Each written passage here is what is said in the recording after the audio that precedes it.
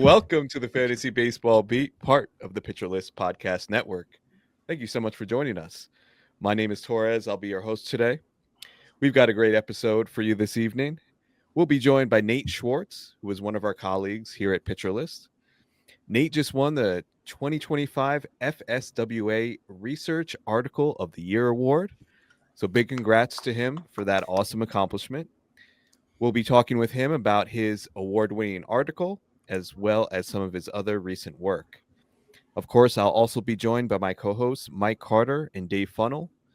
Mike will be telling you about some relievers who have moved up and down his ranks since spring training started based on some news or their performance. Dave will be updating us on the recent injuries that you need to know about and how you should be reacting to them. All of us have also picked out one stat from spring training that has caught our eye so far and that may be changing your evaluation of certain players. Excited to have Nate hanging with us for all those segments, as well as our mental health minute at the end of the show. So let's bring in Nate. Nate, first of all, congrats on your award. Thank you so much for joining us. How are you? I'm good. Yeah, thank you guys for having me, and thank you for the kind words. It's really neat to be recognized in the industry like that, and just a very cool experience all in all, and pretty cool to see Pitcher List's data, and again my writing getting out there in the universe like it had last year. Yep, very cool, and it's well deserved. You were telling me off air about the experience of getting that call that you won the award. So tell me a little bit about what that was like. Like, what was your emotional reaction? What was that like to get that phone call? Yeah, I was honestly honored enough to be a finalist. I thought that was, unbelievable in its own right, and didn't necessarily think I was gonna, come away with the hardware. And I'm walking back from my office to catch the train home, and I got a call from a toll-free number, and I knew the show was going on. I'd been following it earlier, and got the call. I forgot who it was. It was like, oh, congrats, you won the Research Article of the Year. You're going to be on in 30. And it was just quite the rush of emotions. I don't remember a single thing I think I said, but it was just, a really neat moment to see kind of all the hard work culminate in a moment like that. That is really cool. And you went on Sirius XM radio, right? To accept the award. That is awesome. Mike, I am still here waiting by my phone 2 years later, waiting for that phone call. For those of you who don't know, when we started our podcast, we were only a couple months in, and we got nominated for Baseball Podcast of the Year. And it was a shock to even be nominated, because it was with some other great shows, Rates and Barrels, and may have been a Pitcher List show. I mean, we didn't expect to win, but when it came down that it wasn't us, I was a little disappointed. So I've been sitting here by my phone for 2 years, just looking, hoping that one day it'll come. But I think you're just really hoping that the phone will ring at all for anything. That anybody wants to talk. That anybody will call you. It'd be a miracle. That isn't paying to talk to you. Yeah. That's why I've got these AI chatbots now. I'm not nearly as lonely. I don't need I don't need to depend on somebody calling me or texting me. So it's all good. But let's get into it. Let's start by talking a little bit about the article that won the award for Nate. And that was about Process Plus, which is a stat that is proprietary to Pitcher List. And it looked at the utility of this metric. So I'd like to start out. If you could just tell us a little bit about Process Plus, Nate, and tell us how, what were some of the biggest conclusions you came to in your article about it? Yeah, so Process Plus, kind of generally speaking, is expected WRC plus. It's on a scale like WRC plus, where 100 is league average, and it scales to WRC plus. It's built on Pitcher List's pitch level data, which is known as PLV, or pitch level value. which again, all of this has been created by Kyle Bland, who is really the mastermind behind all of the data. In terms of the article, I really was just kind of the person to put the pen to paper. But we have this pitch quantifier in PLV that's, like the stuff and location models you see out there, but this takes both. So kind of closer to the like pitching plus that you see on Fangraphs. But then rather than just leaving it at the pitch with, what was the, the stuff metrics and what was the location, we then turned that to what the hitter did with it. So, for example, hitting a homer on a 96 mile an hour fastball on the corner is significantly more valuable than hitting a homer on an 89 mile an hour meatball down the middle. So we can use that scale to determine, one, on just the results and batted ball level, how good is a player's ability to make contact, to hit for power, but also decision value. Are they laying off the right pitches out of the zone? Are they attacking the right pitches in the zone? And kind of get this great, encapsulation of who a hitter is outside of just the results. The biggest conclusion, I think, generally that we came to was that Process Plus is very sticky, both year to year within itself and the WRC Plus. So that's basically saying that Process Plus outpredicts WRC Plus from last season to next season. So if you're looking to kind of analyze player performance and see who maybe underperformed or overperformed, Process Plus is a better indicator of, how good a hitter will be than WRC Plus, which I think is just very, very valuable. The last thing is just that, I think most people have seen them, on Twitter, X, Blue Sky at this point. But we have our rolling charts that show within the chart itself, at any given point, how much is a player contributing to their value via decisions, contact, or power. So it can identify the different archetypes of players and also how is a player changing as the season goes on, which I think is just very valuable data that you don't see in the results-based WRC Plus or other stats. Gotcha. Yeah, Okay. Yeah, and there was one. Yeah. I took out this little snippet from the article that kind of I thought clearly delineated the difference between Process Plus and WRC Plus. So the main difference is that WRC Plus is solely results based, so it doesn't account for the actual swing decisions themselves, but rather what comes from them at the end of an at bat. For example, a decision to take on 0-0 in an at bat that ends at 2-2 does not get accounted for in WRC Plus, but does in Process Plus. So this allows Process Plus to encapsulate a more true process of a hitter, since no pitch goes unnoticed. So I really like the way you laid that out there. A quick follow-up on this. Is there because I know it can get a little bit, how do I say it? Like there could be some variance, right? In turn, like if a hitter just goes on a hot streak, right, and they hit like 5 home runs in a week, imagine that's going to kind of inflate their Process Plus. I mean, is there like a stabilization point or a point at where we could say like this is sticky moving forward, or do we know that yet? Yeah, so it both decision value and contact stabilize at 400 pitches, and power stabilizes at 800, since those are strictly batted ball events, so it'll take longer. And I believe, I don't remember if I wrote it in the article, I think that's about like a month and a half of data, just kind of on the general baseline that a player's I think getting around, it's like 4.1 pitches per at bat on average. So it stabilizes kind of around the same point that a lot of other, season long stats start to stabilize. Mm-hmm. But then I think it is exceptionally more powerful in season than some of the others. Got it. Okay. All right. So I'm going to pass this to Dave. He's going to ask you a little bit more about how we can maybe apply this metric to our evaluation for this season. Yeah, because this is pretty fascinating stuff, because decision making is such a huge thing that not a lot of people think about. Like, you could get lucky on a pitch and you should have thrown it and it was exactly where it was supposed to be, and then some guy hits it out. But after doing all of that, who are some of the players that you're actually higher on than the market due to their Process Plus? Yeah, so the first one that comes to mind, and though it seems in the last couple of weeks the market might be catching up to me, was Lawrence Butler. I know he had this great power run that might not necessarily stick, but he had an overall Process Plus of I think like 118, which is very strong.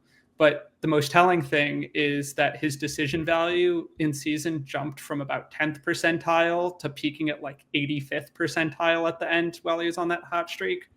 So he very clearly something clicked in his decision making and his just general process.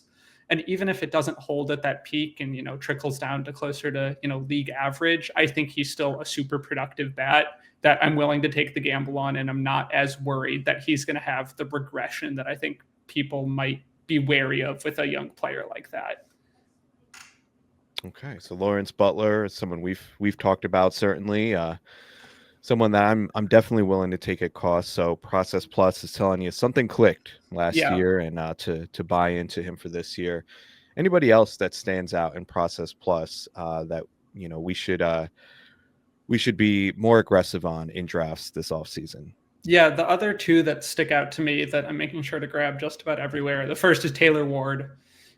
He's got excellent decision making and excellent power, and his 121 Process Plus is not something you see kind of at that like pick 170, 180-ish range that I'm absolutely grabbing. I think it's a very bankable 25 homers, 250 average, which, again, that late in the draft, you don't really see without taking a gamble on a player to, change. And we've already seen it. The other one is Xander Bogaerts, dependable vet, but he's got a 104 Process Plus, which above average at second base is a pretty rare combination, especially a little bit later in drafts because second base falls off so precipitously. He's also got the homer and stolen base, like 15-15 potential. And I think that's kind of a great last grab to jump at before second base falls off a cliff, but you don't have to pay the cost for one of the more expensive options. Beautiful. All right. So Taylor Ward and Xander Bogaerts. Yeah, Ward is someone who I think like maybe his name is just super boring, or like the name itself, or maybe because he plays for the Angels, but just seems he doesn't get a lot of love in fantasy. But even if you plug in his bat X projection, like I have pulled up here one of these like auction calculators, he comes out more valuable based on his bat X projection than a guy, Mike, I know you love. I'm just kidding. O'Neal Cruz. Ward it comes out more valuable than him in about the same amount of plate appearances. So yeah, 76 hitter overall. And again, like Nate said, he's going around pick 170, 180. I think he's just a guy who plays every day. First of all, a lot of the players going in that range you're getting into platoons. So Taylor Ward, an everyday player who's going to have, a slightly above average batting average, above average power, above average counting stats, and chip in some steals as well. To me, he's just a absolute smash. So I'm with in agreement with Process Plus there. All right, so let's actually, before we move on, can you tell our list, like, is this behind the Process Plus leaderboard? Is that something behind the PL Pro leaderboard, or where can listeners go to find that? Yeah, it's behind PL Pro, but with PL Pro, you get access to all of the rolling charts, all of the data. I know there was a thread going around X and Blue Sky with all of the developments that are coming with PL Pro, with some of the dashboards and other data we're working on, and it's just there are so many tools there that I feel like a kid in the candy shop clicking around the boards that we have. It's just truly invaluable data that one gives me an edge a lot of the time, that I know that the numbers I'm looking at aren't the numbers that everyone else is looking at, which is just, awesome to have. Right. Yeah, definitely. I saw that thread going around about the awesome new tools that Pitcher List is putting out there. So PL, I always get this confused. It's PL Pro, right? Is the top tier. Okay. So PL Pro is $20 a month. There's also, you could sign up for a lifetime subscription. So there's lots of different options, but definitely recommend checking that out and getting access to all those great tools. So thank you for sharing a little bit about your article, Nate. Congrats again. We are going to move on to talking a little bit about injuries. And over the next couple segments here, we're going to talk about, in general, I would say the theme is looking at some spring training news and some things that we need to think about. I know many people are gearing up for drafts, whether it's this weekend or next weekend. And we want to keep you updated on the latest news and how to react to that news. So we're going to start with injuries, which is Dave's wheelhouse here. And we've had a few big ones, particularly on the Orioles over the past few days. So let's start actually with Gunnar Henderson. If you could tell us where things are at with Gunnar and what we can be expecting here for whether he's going to be ready for opening day. Yeah, so last week he fell awkwardly on a play, and it was originally viewed as a precautionary exit, but he ended up sitting through the weekend. He said things were improving, and then all of a sudden there was a new diagnosis that it was a mild intercostal strain. So what that is, it's a tear or an overstretch of muscles in between his ribs. And it can make for painful things such as like breathing. It's tough to do. Now, the team said that it's very mild, so they didn't give a grade level. If it was a grade 1, which is the most mild there is, it's a 2 to 3 week absence, and anything more can be up to 4 months away. Right. They're saying that it's very mild, and he should be okay in time for opening day. But if we hear anything about, it's any delays or any setbacks or an upgrade in the grade, chances are he's going to miss some time to start the season. But for anyone who's worried, just a reminder that last year he had an injury in spring, and he came back and had the greatest season that we could ever imagine. So I'm not too worried about him just yet, but it is something to keep an eye on to make sure it doesn't get any worse. I just had a friend of mine who texted me and is in a draft, and he started with Gunnar as his first pick at like number 6.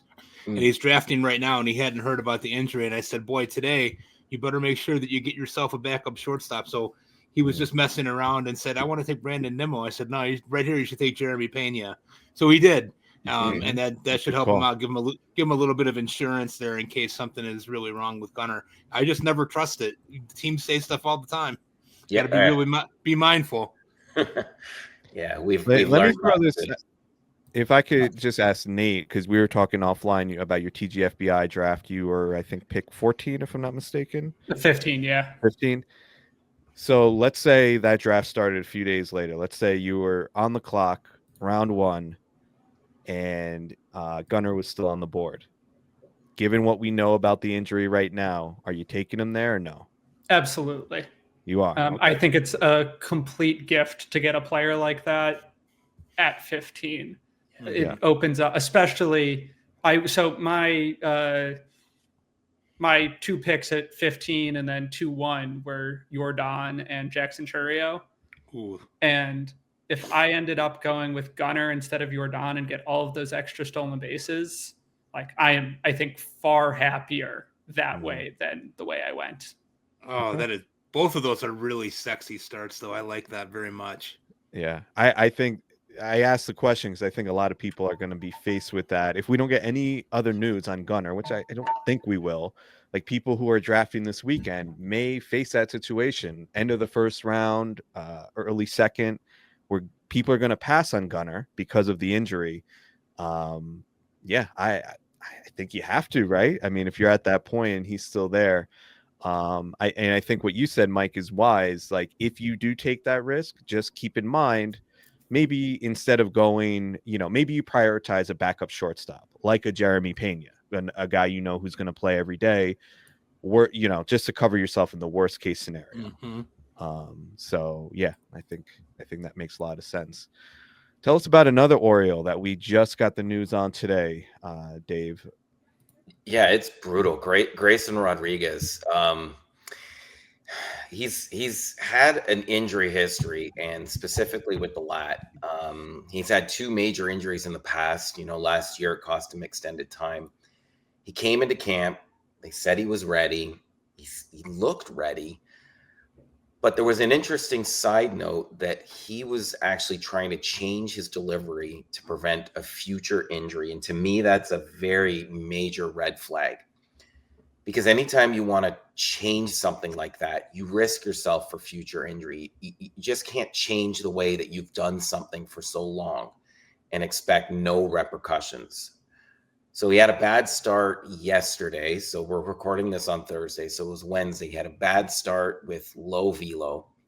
There was one report that said he did it on purpose after the game to throw slower than he usually did. Another report said he felt sluggish. And it turns out today that he has soreness, and he's going to undergo some testing. We should know the result of this by the time this is released, hopefully, but we should know this weekend. But my guess is that he will not start the season. I think he will be on the injured list to start the season. Yep, a guy that if I'm drafting this weekend and we have no news, I'm just staying away, man, because he went on the IL with a lat injury. Now with this injury, there's certainly it seems to be a connection to that. So yeah. It's all there. It's the tricep. It's all connected. So yeah. And we are all doctors on this show. So I joke because like everybody has to give the disclaimer on a podcast. Well, we're not doctors. We are doctors. All right. We're just gonna say we're doctors. There's only one in my free time. Yep. Dr. Dave. Yes, we have our own Dr. Dave. Yeah, so off of Grayson, give us some other bad news for Christian Walker. Keep it coming, Dave. Keep it coming, baby. Just keep. That's why I'm here. Christian Walker, he said he had some pain in his side the other day, and it's worrisome because it's oblique soreness on his left side, and that's the same side that he had an injury that he missed a lot of time for last year. He said that it doesn't feel as bad as it was, but we all know, trusting, what people say like that. The players, they just want to get back out there. So he's going back to Houston. He's going for an MRI. We're going to keep an eye on this, but we'll probably know very soon what we're in for. But man, obliques are tricky. They linger.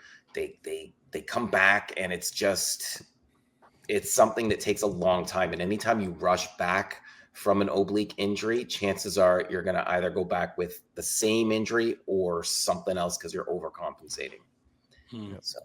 Yep. And it's concerning. I mean, given his age and the fact that he had this injury last year, he says it's a little bit, like it's not as severe, but that's just always a tricky thing, man. You see with these hitters sometimes, like with Cassis last year, his was like a more of a rib issue, right? But yeah, it just when you're swinging violently like that, I think the risk of re-injury obviously is pretty high. So probably another guy that if I'm drafting this weekend, I'll just go elsewhere. Yeah.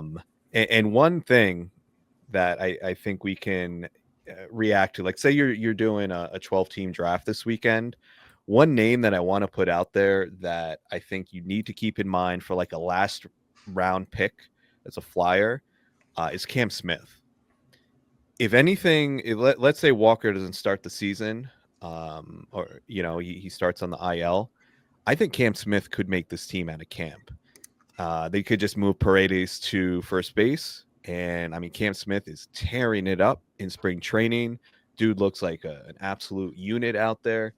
I really think he could be on the fast track, and he could be kind of like I don't know, like Jackson Merrill last, a guy who we really didn't have on the radar, but a rookie who just comes up and exceeds expectations. And I really think just someone like a last round flyer, a guy you may drop anyway. If the news on Walker isn't good, take a chance on Cam Smith. I think that could definitely And he's pay hitting off. the ball hard this spring, so that's a great sign. He's not intimidated at all.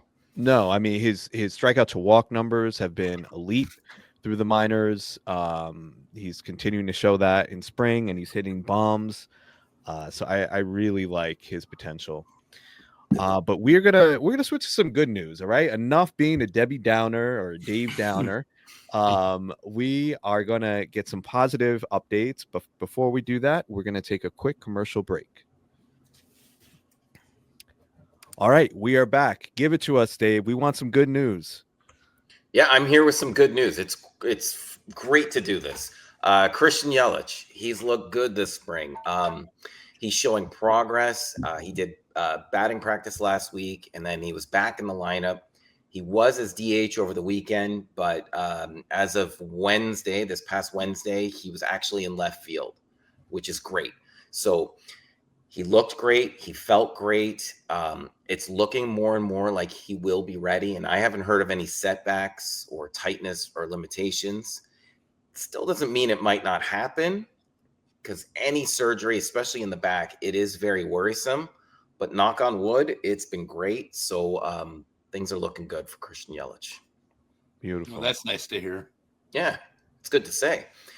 And then the other piece of good news is Dalton Varsho. Now, when he finished the season last year, he had to have surgery on his shoulders. And there were worries at the time that he wouldn't be ready for opening day. But he came into camp and he absolutely obliterated those worries.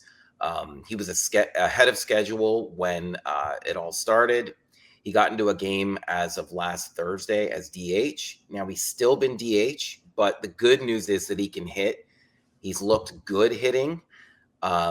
He's looked powerful. I think he's hit a couple home runs. And the next thing will be for him to throw and field, but there's still plenty of time before opening day. So I think he'll make it for opening day. They need him to play in the field for him to have as much value as he does. And yeah, it's looking good. So. All right. Thanks for the good news. So Christian Yelich and Dalton Varsho looking like they are ahead of schedule here. All right. We are going to take a look again at some of Nate's work. And I wanted to look at this article. And maybe it's a little bit self-serving because I have been very in on this player. And it just so happened that this was Nate's last article. It was about Zebbie Matthews. And title of the article is Zebbie Matthews is our next favorite command freak. Now, we're recording this on Thursday, and Zebbie Matthews did pitch today. We are waiting to hear. Apparently, he rolled his ankle trying to field the. I don't know the specifics, but there's a potential injury with Zebbie Matthews, and I'm like, no, I'm not changing the whole outline now. And but it looks like it could be precautionary that they took him out. But anyway, let's go under the assumption that he's okay. I want to kick this to you, Nate. Tell me about Zebbie Matthews and what you think he needs to do to take a step forward this season.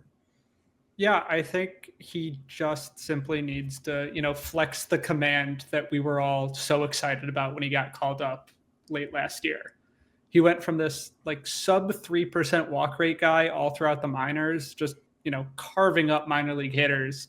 And then, it was only 6% in his short time in the bigs, but that's still double for a guy who, kept giving, prevented free passes very frequently. So like, there's obviously going to be a dip when you're facing the best hitters in the world, but that just seems very extreme for a guy who has, pretty good stuff. And I don't think this is a situation where his stuff was so nasty that he could basically throw everything down the middle against, poor competition and get away with it. It seems like he did have the kind of the art of pitching down and was able to locate well. And he has this amazing slider, but, a good fastball, an average cutter, average changeup, where it's like, it seemed like he was pitching, not just throwing in the minor leagues. And then the rails just completely fell off after his first, I think, 2 or 3 starts. So I think he's fully capable of getting to kind of the edge of the zone with his fastball and his cutter. I was looking while writing this, his game logs of like where he gave up damage. And there were so many outings where he just had all of these fastballs and cutters down the middle that were just absolutely mashed.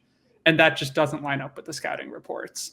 He's got a wipeout slider that gets whiffs. And if he's able to, be a little more picky, even if he's not throwing as many strikes as he once was, he should have the confidence to succeed given what his skills are.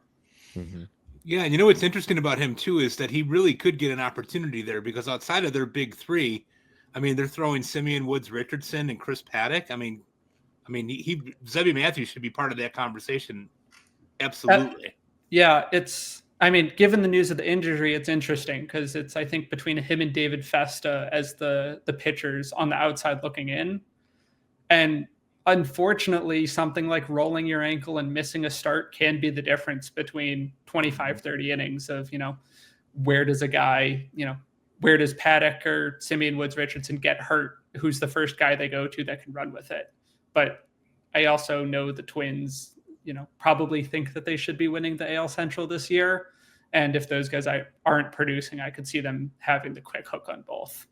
Right. It seems like it could be, if this is anything, this minor injury, I feel like it's just provides nice cover for some of these teams to like just roll out some of these retreads and maybe keep these guys down for a little bit. So the Twins, I know they're in the mix there, but I don't know how, these teams are notoriously cheap. So sometimes they'll manipulate things. But yeah, I mean, Zebbie Matthews was a guy who I'm pretty sure he led the minor leagues in K- walk percentage, if I'm not mistaken. I believe he did. And his walk rate, he had like a 1% walk rate, which was like by far and away the best of any pitcher across all of the minors last year. Right. That's just absurd, man. And we always talk about like, we have so many metrics now, but really if you just look at K- walk percentage, that's going to get you like 75% of the way there. So any pitcher who is capable of doing that, of putting up those kind of dominant K- walk numbers in the minors, has my attention. But let's look forward again under the assumption that Matthews is okay. And I'm going to kick it to Mike to ask you about, what you're seeing so far. What do you think about him, and where are you targeting him in drafts, Nate, in terms of what you've seen so far in spring training? Yeah, I mean, I'm absolutely jumping at him. The first outing, he was up, 2 ticks of velocity on everything. It's kind of settled back down to about 1 tick, which he even held today. And I know you have to take spring training velo numbers with a grain of salt. Sure. But the more interesting thing is that his pitch shapes have altered somewhat significantly, it seems. And it doesn't just seem that these are StatCast misreads. I think it's pretty legitimate. But he's added 3 to 4 inches of arm side movement on just about all of his pitches, which gives him this true gyro slider that just basically cuts straight down. The cutter is, a little bit closer to the fastball, but more importantly, the changeup now has a lot more closer movement horizontally to the fastball, which I think is potentially the key for him to deal with lefties, since it's not this, horizontally moving pitch, and, gives him the chance to deceive hitters and be able to succeed. So I'm kind of looking at him in that like around pick 300-ish at the earliest, if I'm a little worried based on the other young arms that people are taking stabs at, because he doesn't technically have a rotation spot yet, but I would not at all be surprised and am hopeful that he hits that 120 inning threshold. All right. Someone that you could probably take, again, if you're in a 12-team league, one of your last picks, and just see what happens if he does get that rotation spot. Or you could go, and if we find out that Zebbie is hurt, David Festa is, I think, another guy to take a look at in that Twins rotation, kind of a similarly high upside pick at that point. All right, Mike, we got to do it. We got to talk about bullpens. We're going to label this segment Bullpen BS, because there's always BS going on in these bullpens. I don't know how you do it. I really don't. Like, just the whole concept of chasing saves. I mean, there's like a sickness to it. So I know you've been writing about it for a long time, so you follow this as closely as anybody. So my first question to you in regards to bullpens is, who's one reliever that has moved up your ranks due to either their performance in spring or some news that has come out about their bullpen? Well, I had Jeff Hoffman ranked pretty highly, as you guys know, right off the bat. The injury concerns to me were a little bit overblown, and I think that there was some, detritus that was left after that contract mishaps and what was going on with Baltimore and Atlanta. Toronto still gave him a lot of money to come up there and close games. And I had him ranked as like my 12th closer off the board, and people told me that was too high, and I understood what their concern was. It seems like that's starting to become more of the de rigueur style here. We're seeing him. He's had 2 appearances in spring training so far, and like Nate said, you don't want to put too much stock into what you're seeing with the velocity. But what I do put stock in is that he's faced 6 guys and struck out 4 of them.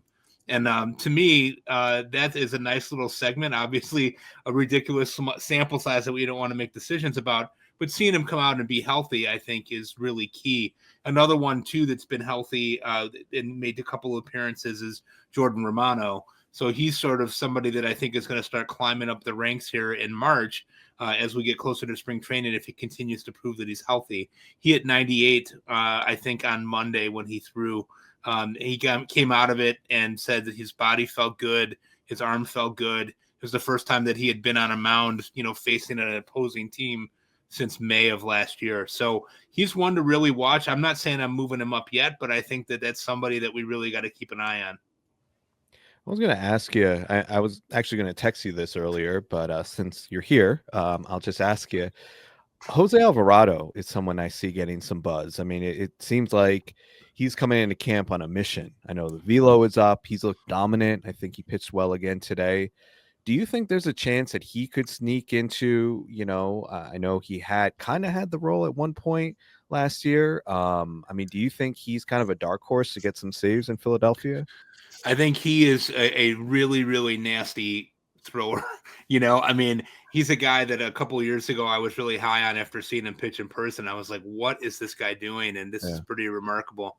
I think the situation in Philadelphia is going to be such that there are definitely 3 or 4 guys I think that will get somewhere between 4 and 6, maybe 5 and 7 saves there. I think he's one of them.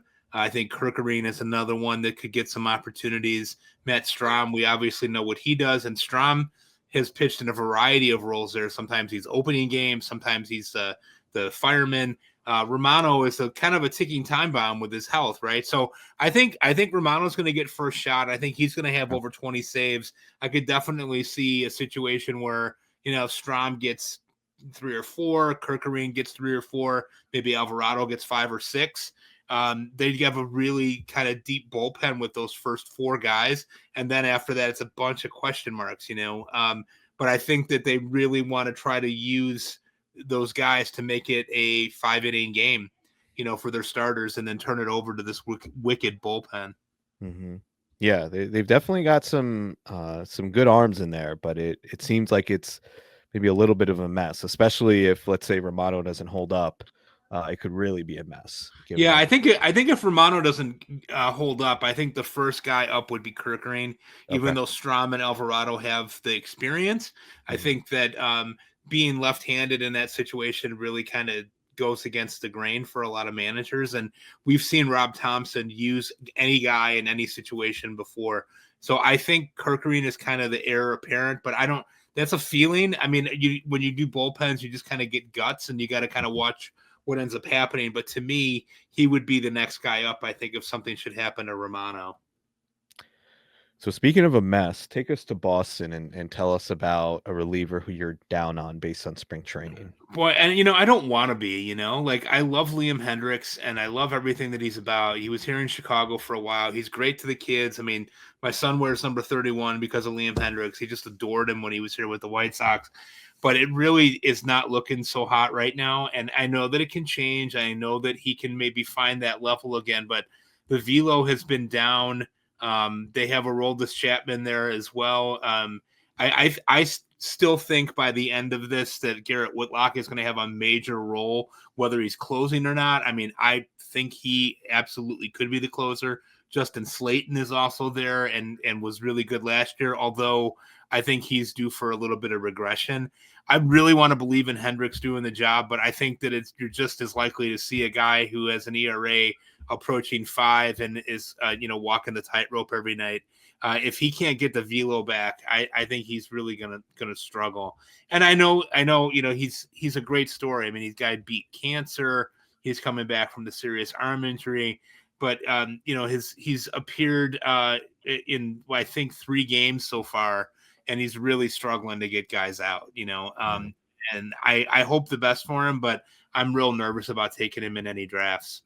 Yeah, I don't see it like you. I hope he gets it together. I mean, there's really, you can't find a bigger difference in terms of guys you want to root for when you have Liam Hendricks on one end versus Aroldis Chapman on the other, right? Like, yeah, right, exactly. Like obviously we want Hendricks to do well, but the guy's missed so much time. He's come back from arm injuries, from cancer. I mean, physically, I didn't think there was any way that he'd be able to just come in and just be the old Liam Hendricks and be, the 9th inning lockdown closer. And it seemed like people were kind of, before spring training, it seemed like people were just convinced like he's the guy, and I just didn't understand that. So yeah, I'm with you. I think there's a lot of, I could see Whitlock because Chapman too, man. Like, I understand he's done it before, but I mean, he's walking guys left and right in spring, and he's always kind of had a walk problem. He's 37 now. Like,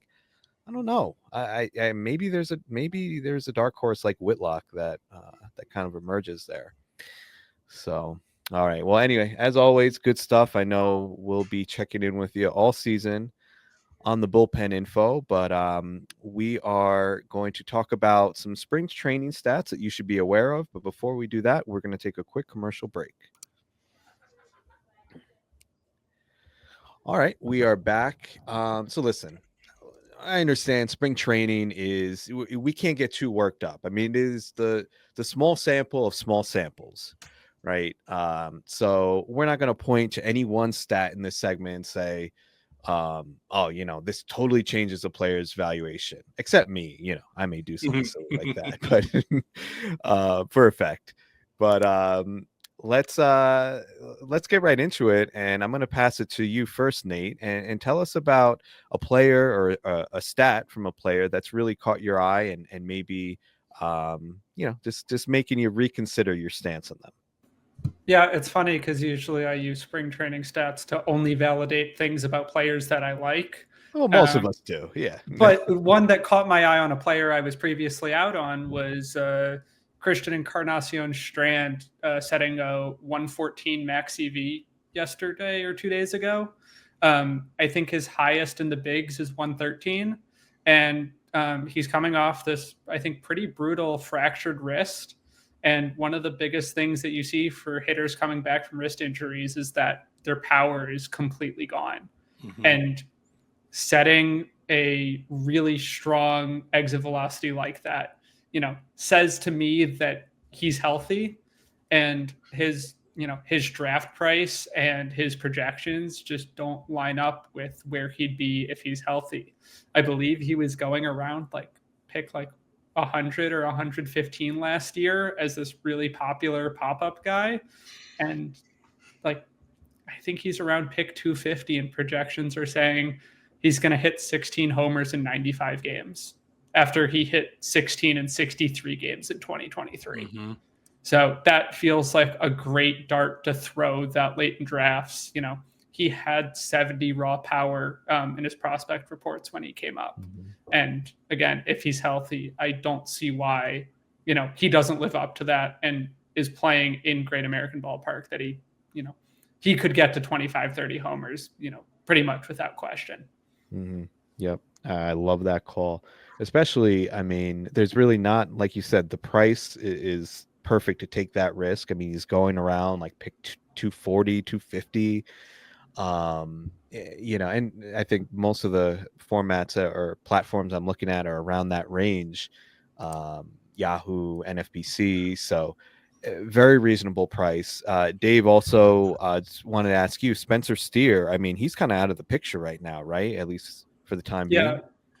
Yeah, he's right now he's not doing anything. He still hasn't been throwing, and there's no timeline for him. So I love this call for Strand. I mean, he could even gain third base eligibility, I think. So it's something to keep an eye on. And yeah. I think the other thing that we saw last year is, even though they have all these exciting bats, they still are desperate for offense. Mm-hmm. And it's like, if this guy is going to hit, he's going to play every day. So like, I'm not at all buying the like 350-ish plate appearance projection that most places have for him. Mm-hmm. He's healthy. He's going to get 550, 600 easy. Yeah. I love that call. I think if you're drafting this weekend, make him a priority target. You could either, I don't know about making him your primary first baseman. I think it's doable, but definitely as a corner infield option. Like Mike, I know we were talking earlier today. You were in your TGFBI draft, and you were thinking about taking Cassis at around pick 140. Yeah, I think you'll do just as well taking Strand at pick 240. Right. To fill that corner infield spot and look elsewhere. Yes, I did not end up taking Cassis, for the record. Okay, good. So, all right, good stuff, Nate. Let's pass it to Dave. What is one spring training stat that has stuck out to you? For me, every spring training, I like to look at team stats and see if things are changing from year to year. And one of the things I like to do is look at team stolen bases, just to see if teams are starting to run and maybe changing their philosophy. Now it's really early now. We're only a dozen games in, but right now the Cubs, the Nationals, and the Royals all have the top three stolen bases. So it's good to know that the Cubs, I know they wanted to run more than they did last year. So hopefully maybe when Nico Horner comes back, he'll start to run, because I know he had a disappointing first half. The Nationals, they took the league by storm last year. They were running a lot then. It looks like they're running a lot now. And even the Royals too. I know Kyle Isbell and Makai Garcia, they're both starting to run in the spring. The only other things that I saw that were pretty interesting, though, were that the Rockies were 7th and the Twins were 8th. The Rockies with 13 stolen bases already in spring. Last year, they had 85 as a team regular season. So I don't know if they're trying something new or not. I know Zach Veen, their prospect, he's running wild this spring. So that has a lot to do with it. But it's just something to keep an eye on there. And then Minnesota, who was last in the league with 65 stolen bases last year, they're, like I said, they're 8th and they have 12. Nobody's really standing out except good old Byron Buxton, who has 2. But it just seems like it's a team philosophy. I want to see if this continues, and it's something that I'm going to keep an eye on throughout the spring. But yeah, stolen bases as a team, that's what I usually like to look at to see if there's any changing trends. Yeah, that's a really, I think, a wise thing to do. And I like those call outs. I'll definitely be checking in with you about that, about like the Twins and the Rockies, because that really does change these players' valuations.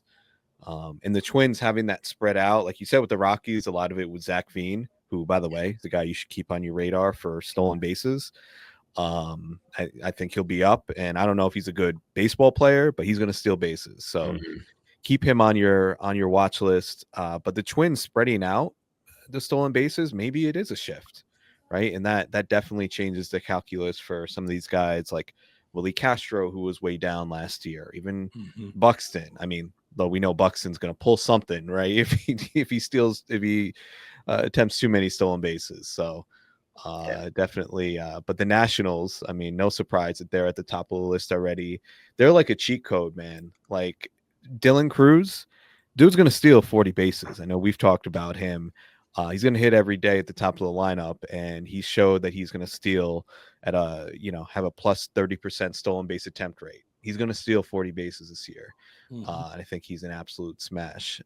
So that is, I know Adam Howe, who does On the Wire for Pitcher List. He's big on monitoring that, and I think there is a lot of value to be gained by paying attention to that. All right, Mike, what do you got? Mine is, I'm very excited about Corbin Carroll. You know, he's having a really good spring after having a really bad spring last year. He's hit 3 home runs with exit velocities all over 100 miles an hour. One was a grand slam in Milwaukee. He did sit on Sunday because he had some lower back trouble, but nobody seemed to be overly concerned about it. He said afterwards that if it had been a real game, he would have played. I'm just happy to see him well. You know, there's always those concerns about the shoulder. He got off to a really rough start last year and kind of stayed stuck in that. I don't think that I'm looking at him as a guy that's going to hit 30 home runs, but I think 20 is well within reach, and 40 to 50 stolen bases. I believe in him so much that I actually made him my first pick in TGFBI at pick 12. And I was really happy that he fell to me. And I went from there. So we'll see what happens with that, but I'm real excited to see him hitting the ball really hard and with authority so far this spring in 2025. Beautiful. All right. So, Mike, it is Corbin Carroll. He is rocking the ball this spring. So, for mine, I'm going to go to Christopher Sanchez as my stat to know about. He has a 25% swinging strike rate. Now, granted, that's in like 6 innings. I know it's kind of silly to look at that.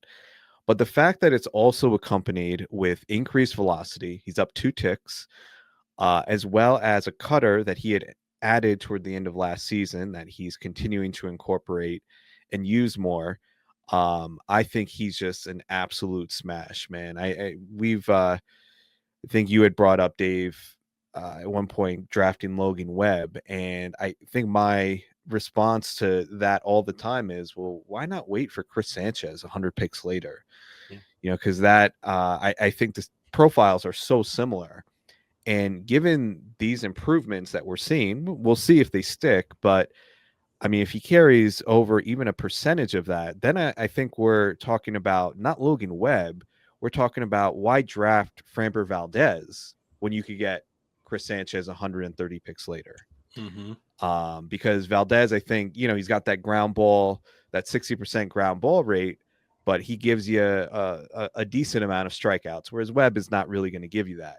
But I think we could see Chris Sanchez get into that realm if he holds these gains. The one piece of caution I think I do have in regards to Sanchez, and I'd like to get your thoughts on this quickly, Dave.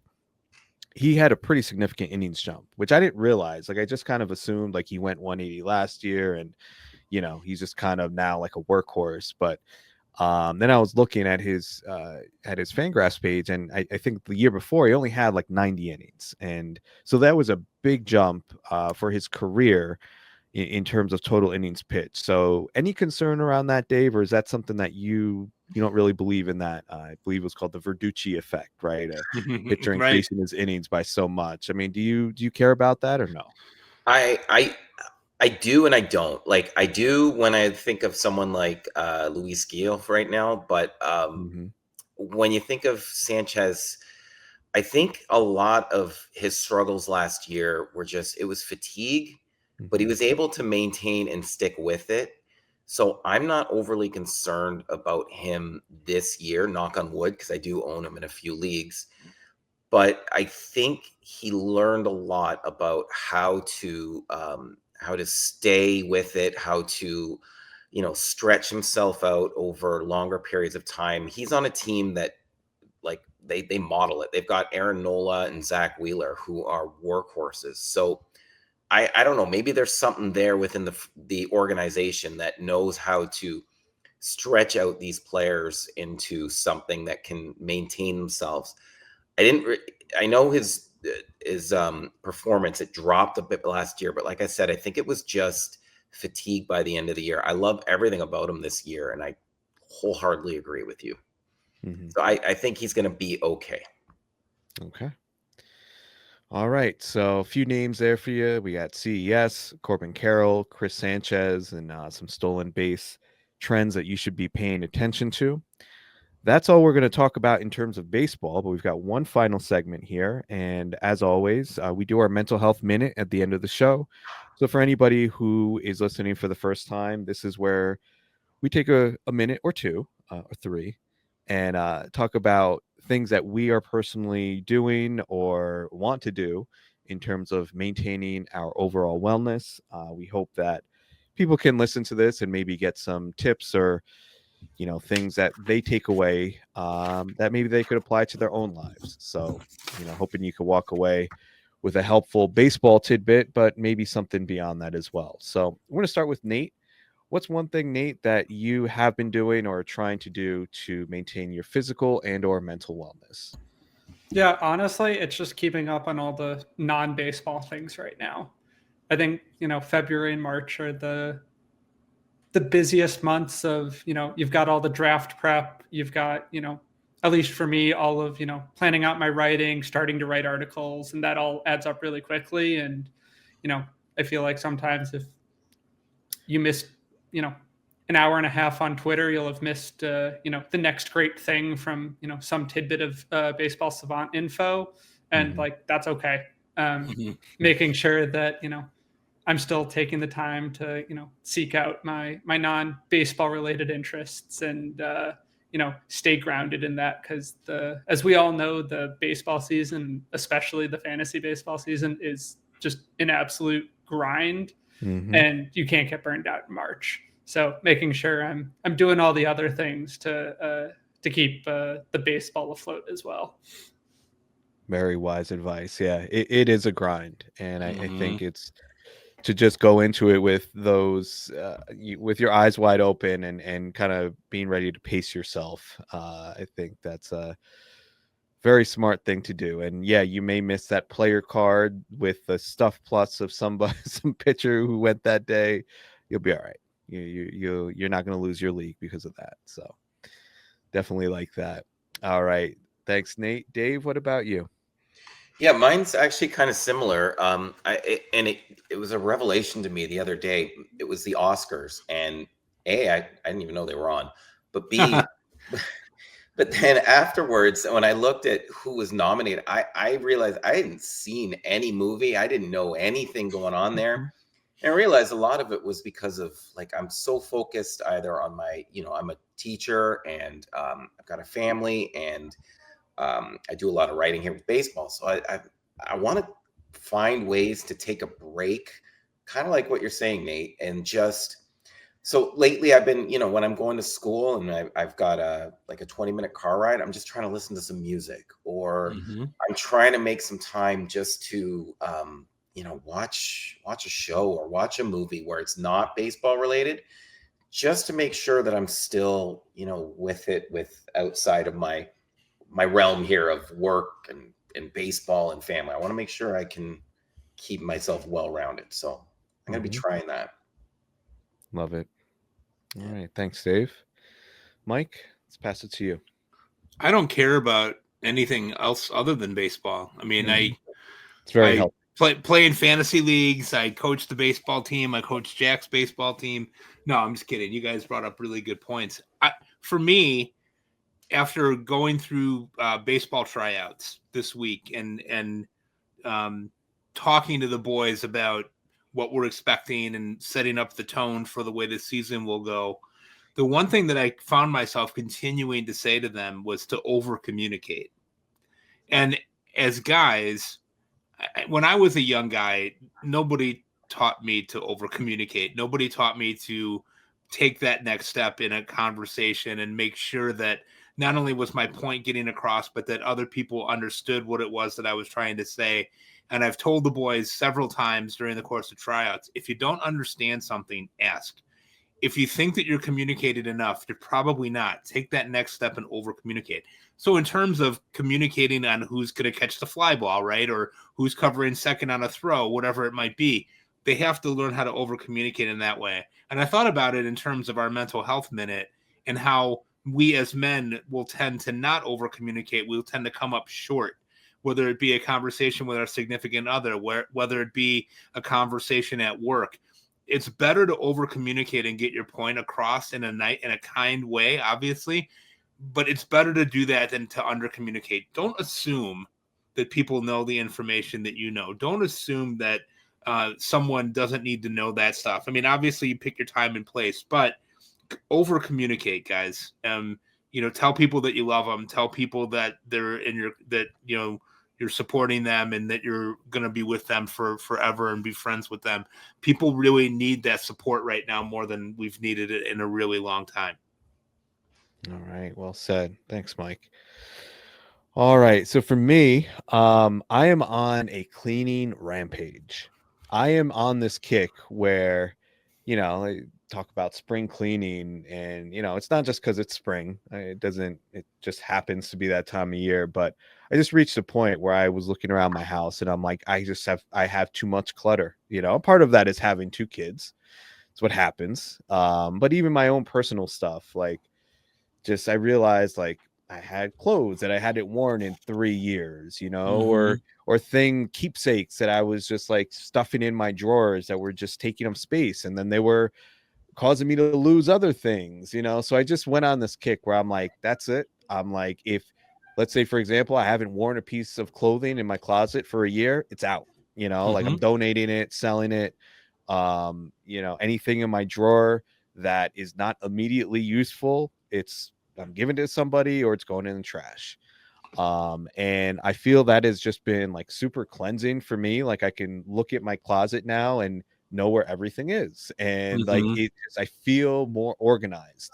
And it's almost like how when your phone has too many applications open, and or your computer, and things are just kind of like bogged down and slower. That's kind of how I feel with clutter. And I feel like I have, by getting rid of all this junk, I've just been able to kind of like close all those open apps, and I just feel like lighter. I don't know. It's some kind of like, it's more of like a figurative thing, obviously, but it's been a really good feeling. So definitely recommend doing that. Like, I think all of us tend to hold on to things for really silly reasons sometimes, and sometimes you would actually mention to me one time, Mike, like the idea of, like, if you have something cool but not necessarily worth keeping, take a picture of it, and you kind of like have that as like a something to keep, but it's not taking up space in your living room. Right. I really, and I've actually done that with a few things. So can I ask you a follow-up to that, Chris? Yeah. Did you get rid of the Grimace costume, and where is the blue mouth tape?